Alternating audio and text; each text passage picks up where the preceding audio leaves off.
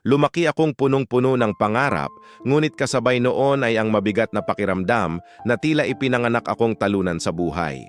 Habang ang ibang kabataan ay masayang sinusundo ng kanilang mga magulang sakay ng motorsiklo, ako ay araw-araw na naglalakad ng halos 2 kilometro papunta sa paaralan. Habang ang iba ay may bagong sapatos at malulutong na baon, ako naman ay nagtitiis sa kupas na uniforme at minsan ay walang laman ang sikmura. Kasama ko lamang sa maliit naming bahay si Lola Nena. Simula nang mawala ang aking mga magulang sa isang aksidente noong ako'y 8 taong gulang pa lamang, siya na ang tumayong ina, ama at buong mundo ko. Ngunit habang lumalaki ako, imbes na mas maunawaan ko ang kanyang sakripisyo, mas lalo akong napuno ng hiya. Nahihiya ako sa kanyang kulubot na mukha. Nahihiya ako sa kanyang kupas na bestida. Nahihiya ako sa kanyang lumang tsinelas na halos mapigtas na sa kakalakad araw-araw para magtinda ng nilagang saging at mani sa labas ng aming paaralan. Sa tuwing nakikita siya ng aking mga kaklase, pakiramdam ko ay gusto kong maglaho. Minsan pa nga, nang tanungin ako ng isa kong kaklase kung kamag-anak ko ba ang matandang tindera sa labas, mabilis akong umiling at nagsabing hindi ko siya kilala. Hindi ko napansin na narinig pala iyon ni Lola. Nang gabing iyon, nakita ko siyang tahimik na nakaupo sa may pintuan habang nakatanaw sa dilim. Ngunit hindi ko man lang siya nilapitan. Abala ako sa sarili kong pagmamaktol sa kahirapan ng aming buhay. Ilang linggo bago ang graduation namin sa senior high school, inanunsyo ng aming guro na kailangan naming magbayad ng 500 piso para sa graduation fee. Kapag hindi raw nakapagbayad, hindi makakasama sa seremonya. Parang gumuho ang mundo ko. 500 piso iyon. Halagang para sa iba ay maliit lamang, ngunit para sa amin ay katumbas na ng ilang araw na pagkain. Pag-uwi ko ng bahay, nadatnan ko si Lola na inuubo habang nakaupo sa lumang bangkito sa harap ng bahay.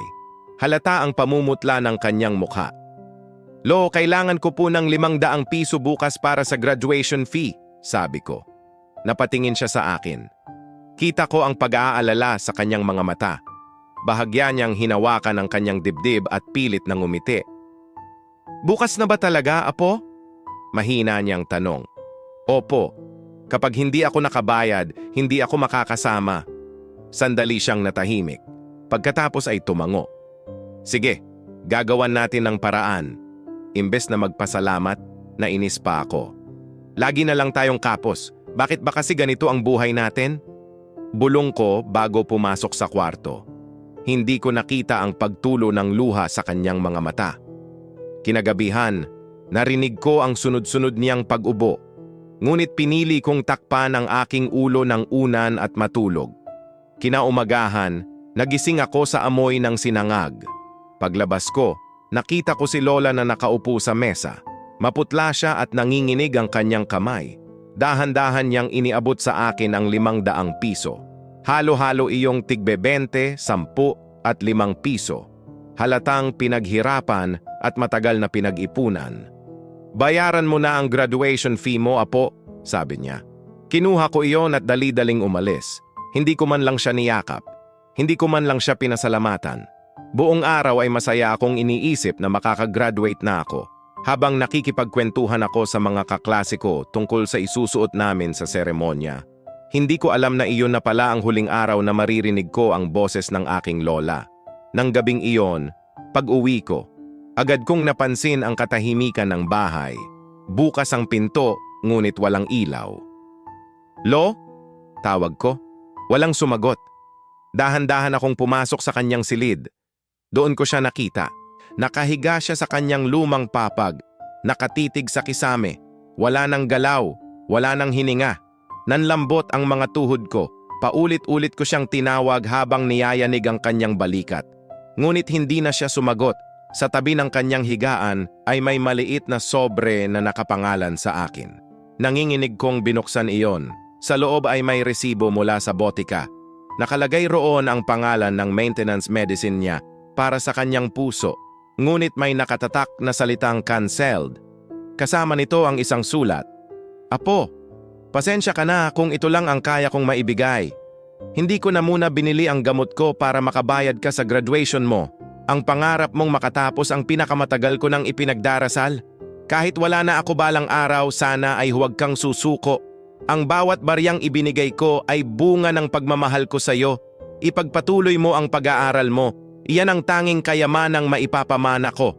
Hindi ko napigilan ang mapahagulgol. Doon ko lamang naunawaan ang lahat. Ang 500 pisong hawak ko pala ay hindi lamang pambayad sa graduation. Kapalit pala iyon ng gamot na dapat sana'y magpapahaba pa ng kanyang buhay. Pinili niyang isakripisyo ang sarili niyang kalusugan para lamang matupad ko ang pangarap ko. At ako, ang apo niyang minahal ng buong buo, ay ni minsan ay hindi man lang nagpasalamat. Dumating ang araw ng graduation. Habang isa-isang tinatawag ang mga pangalan ng nagsipagtapos, mabigat ang aking dibdib. Nang tawagin ang pangalan ko, mahigpit kong hinawakan ang natitirang barya mula sa perang ibinigay ni Lola. Pag-akyat ko sa entablado, hindi ko napigilang lumuha. Sa harap ng lahat, sinabi ko, ang diplomang ito ay hindi para sa akin. Para ito sa aking lola na ibinigay ang lahat, kahit ang kanyang huling hininga, para lang makarating ako rito. Tahimik ang buong gymnasium. Marami ang napaluha. Mula noon, ipinangako ko sa sarili kong hindi masasayang ang kanyang sakripisyo. Nagtrabaho ako bilang service crew habang nag-aaral sa kolehiyo. Maraming gabing gusto ko nang sumuko, maraming araw na halos wala na akong makain. Ngunit sa tuwing mapapagod ako, naaalala ko ang nanginginig niyang kamay na nag-abot ng huling barya. At sa bawat alaalang iyon, nakakahanap ako ng lakas para magpatuloy. Makalipas ang ilang taon, nakapagtapos ako bilang guro. Sa unang sweldo ko, pinagawa ko ang puntod ni Lola. Naglagay ako ng lapidang may nakasulat, dito nakahimlay ang babaeng ibinigay ang lahat para sa pangarap ng kanyang apo. Habang nakatayo ako roon, hawak ang lumang baryang itinira ko bilang alaala, tumulo ang aking luha. Doon ko lubos na naunawaan na ang tunay na pagmamahal ay hindi nasusukat sa laki ng regalo kundi sa lalim ng sakripisyong handang ibigay ng isang taong nagmamahal. Kaya habang may oras pa, pahalagahan natin ang mga taong tahimik na nagsasakripisyo para sa atin. Huwag nating hintaying mawala sila bago natin mapagtantong sila pala ang pinakamahalagang biyayang ipinagkaloob ng Diyos sa ating buhay. Sapagkat ang pagsisisi ay laging dumarating kapag huli na ang lahat. Ang pagmamahal na hindi na ipakita ay nagiging sugat na habambuhay nating dala. Tandaan natin na ang mga simpleng yakap, pasasalamat, at paggalang ay napakalaking bagay sa puso ng mga taong nagmamahal sa atin. Hindi natin kailangang hintayin ang espesyal na araw para sabihin ang salamat o mahal kita. Sapagkat hindi natin alam kung kailan kukunin ng panahon ang pagkakataong maipakita ang ating pagmamahal. Tulad ng sinasabi sa Efeso Kabanata 6 talata 2 hanggang 3, igalang mo ang iyong ama at ina. Ito ang unang utos na may pangako, upang ikaw ay mapabuti at humaba ang iyong buhay sa lupa. Ang paggalang at pagpapahalaga sa mga taong nagsakripisyo para sa atin ay hindi lamang tungkulin. Isa itong pagpapalang may gantimpala mula sa Diyos.